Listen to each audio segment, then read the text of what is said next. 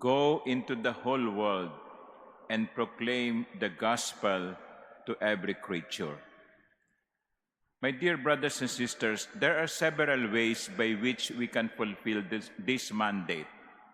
Some among us literally leave the country and go to different places as missionaries, as missionary priests, as missionary religious, men and women consecrated in consecrated lives, people who left the country to proclaim the good news.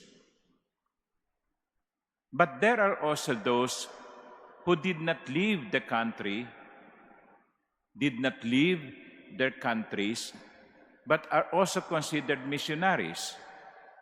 Like, for example, Saint Therese of Lisieux.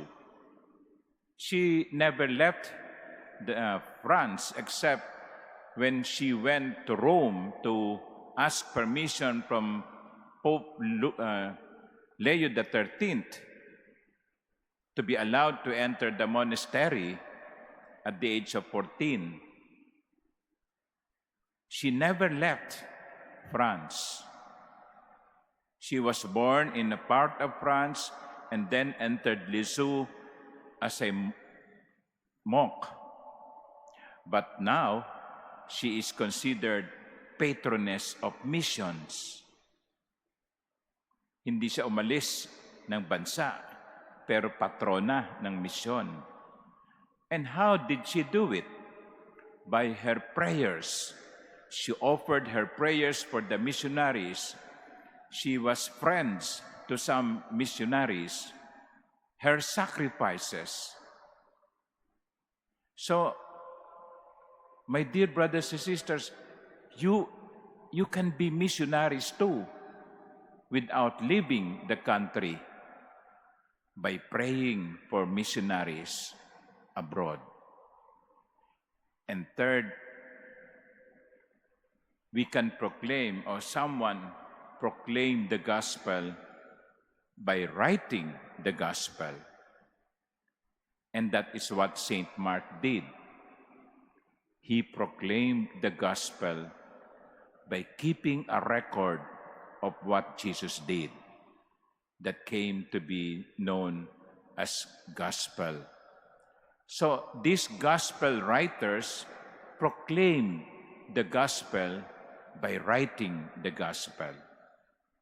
Kaya nga, mga ginigili kong kapatid, yung utos ni Jesus na humayo kayo at ipahayag ang mabuting balita ay pwede nating gampanan sa pamamagitan ng iba't ibang paraan.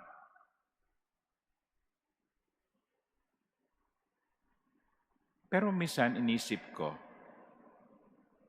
pumasok kaya sa isip ni San Marcos na yung kanyang isusulat ay makararating sa maraming tao sa mahabang panahon?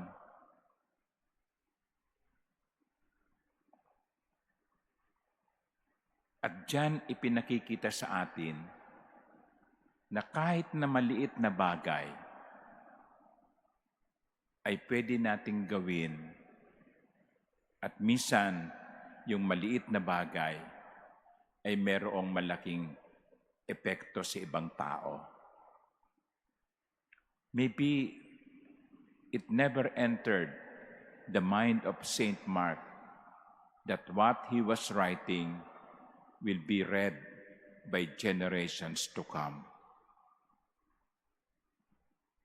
Kaya nga, minsan, iniisip natin, may kwenta ba itong ginagawa ko?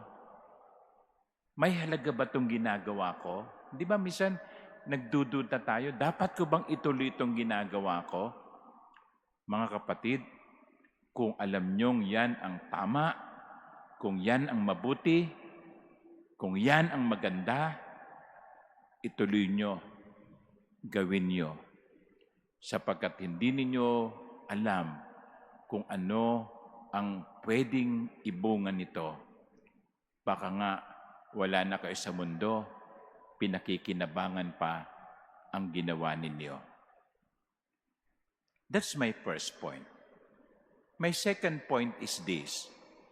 There is a promise coming from Jesus that those who will proclaim the gospel will be accompanied by grace, by special power. These signs will accompany those who believe in my name. They will drive out demons. They will speak new languages. Siguro sabihin nyo, nako para namang hindi totoo yan. No? Ang alam ko lang lengguwahe, Tagalog, English, paminsan-minsan. Bakit sabi ni Jesus, new languages? But what is the point of this part of the gospel?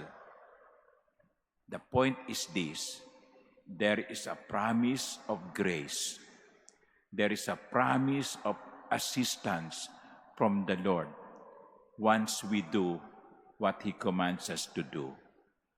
You know, in theology, we call it the grace of office. The grace of office.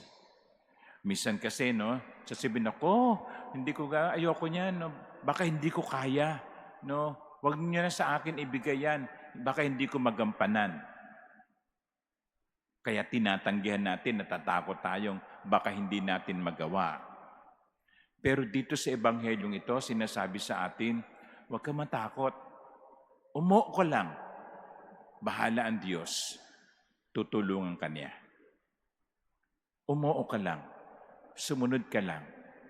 Bahala ang biyaya ng Diyos. Hindi ka niya pababayaan. There are so many examples in the Bible of persons who obeyed and the grace of the Lord accompanied them. Let us not be afraid to follow the Lord, to do His command. He will accompany us with necessary grace. Amen.